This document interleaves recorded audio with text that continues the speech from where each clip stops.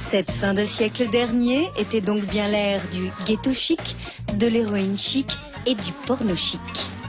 L'imagerie de mode, elle fonctionne à la sexualité et à rien d'autre.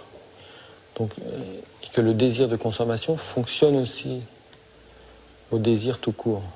Tout ça est, si ce n'est libidinal au sens de l'économie libidinale, mais en tous les cas, relève du désir. Donc quand on fabrique, comme moi, quand on conçoit des séries de mode, des images de mode, évidemment qu'on se pose la question de comment mettre en scène ce désir.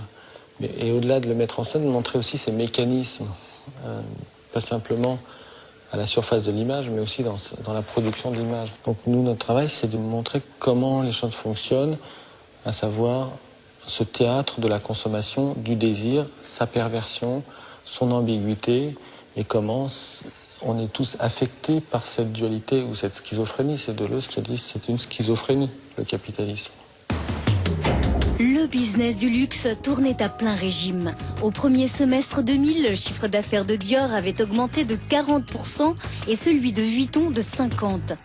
Le luxe brillait de tous ses feux sur les marchés financiers où Bernard Arnault et François Pinault, deux grands patrons qui venaient à l'origine des univers les moins cool du monde, le commerce du bois pour l'un et le BTP pour l'autre, se battaient à mort pour le contrôle de Gucci, l'hyper glamour.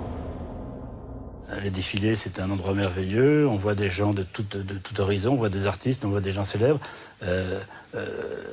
Si Bernard Arnault avait fait sa fortune dans l'industrie du boulon, il n'aurait pas à sa table les plus grandes stars du monde tout le temps. Voilà, c'est pas plus compliqué que ça, mais c'est évident que le cinéma et le luxe, de ce point de vue-là, attirent les gens riches ou qui veulent le devenir, comme les papillons sont attirés par la lumière.